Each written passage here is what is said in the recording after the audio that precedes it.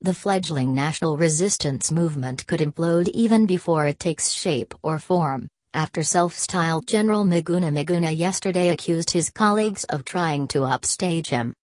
In the first clear signs that the house is on fire, Miguna charged at NASA strategist David Ndii and Chief Executive Norman Magaya, accusing them of overstepping their mandate or at least trying to usurp the leadership of NRM, which he claims. The national resistance movement has metamorphosed from an amorphous front charged with the boycott of products of companies alleged to have had a hand in bungling the August 8 presidential election to become the face of resistance to the Jubilee administration. NRM was formed on October 25, on the eve of the repeat presidential election, boycotted by NASA. Miguna has been its face, while Ndii has been leading the People's Assembly Coordinating Committee wing of NASA, both of which find convergence in their rejection of the election of President Uhuru Kenyatta and the recognition of Raila Odinga as the bona fide people's president. In a letter to Ndii and NASA CEO Norman Magaya, Miguna accuses the duo of trying to impose leadership on the popular outfit without consulting him as the leader. You have apparently announced that you will unveil the Nrmki Constitution and President's Council. I have no idea what these are except to reiterate the point that movements aren't NGOs or political parties and they don't have written constitutions for very good reasons, Miguna wrote. Liberation wars are not fought and won on deception and opportunism. I will not allow you to impose yourselves on the Nrmki, he charged. Miguna accused NASA Chief Executive Magaya of being a mole in the opposition and silently cutting deals with the Jubilee administration. Magaya is actively working for Jubilee. He took $30 million to withdraw the petition against Sonko in retaliation for his failed nomination to EALA. He had vowed to revenge against Raila after that. Raila Odinga himself told me about it, Miguna claimed. Ndii opposed the swearing-in and threatened to lead a walkout from NASA of Kalonzo, et al. Now that their schemes have flopped, they have conspired to sabotage the Nrmki. We shall not permit it.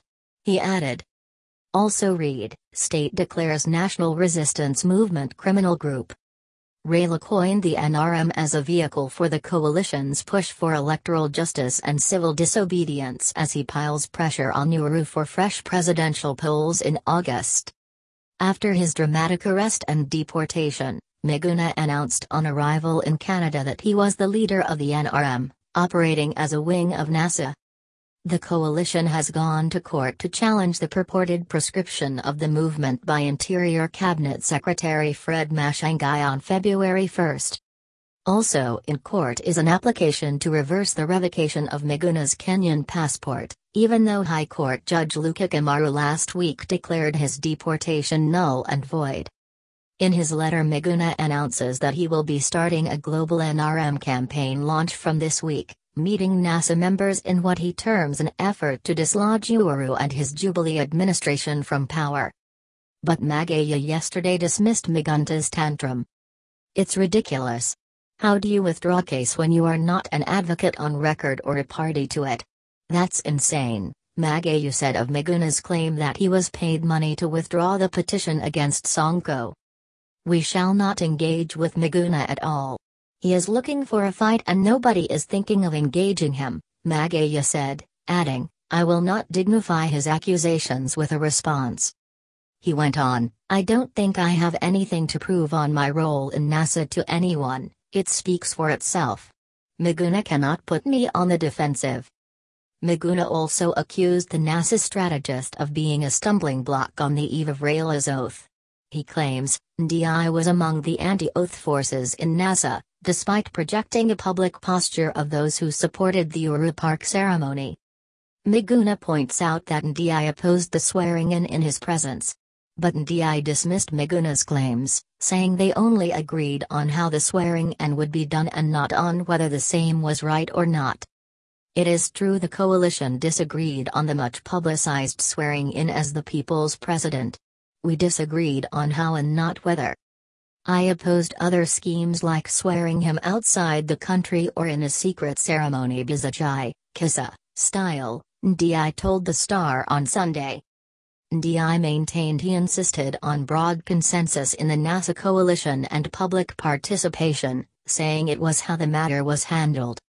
Which was better is for history to judge, he said. Magaya dismissed Miguna's claims of Jubilee links, saying his record is known and he need not defend himself. NASA supporters know who I am. They know what I stand for.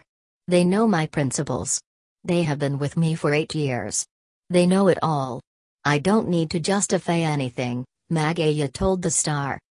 Head of People's Assembly Coordinating Committee Secretariat Noah Akala came to the defense of the duo over Miguna's allegations. Ndii is the chairman of the Strategy Committee and a member of the People's Assembly Organizing Committee. Magaya is the CEO of NASA. Both have been formally appointed to these positions and have served for periods over 5 years. There is no doubt in the minds of the leadership of NASA as to the commitment of these two individuals, Akala said. As NASA and People's Assembly, we remain focused on electoral injustice, anything else is sideshows, he said. The NRM tussle over leadership adds to Raila's long list of headaches that are threatening the alliance unity even as it struggles to hold together in the face of deep cracks caused by the January 30 swearing-in. The principals have put on a show of unity, despite the simmering differences among the affiliate parties heightened in the last 3 weeks by the disputed sharing of positions in the Parliamentary Service Commission. The parties were yet to agree on the matter by yesterday, ahead of today's deadline set by National Assembly Speaker Justin Mutri. When we agree, I will communicate. I have not communicated, that means we have not agreed, Ndii told the Star on the phone. Ndii, also Wiper's organizing secretary, has defended Council's move to demand the slot on grounds Jubilee, ODM and his party are the only ones that qualify for PSC representation. ODM's National Executive Committee and the National Governing Council meet on Thursday, where insiders say crucial decisions will be made on the party's relationship with other NASA affiliates.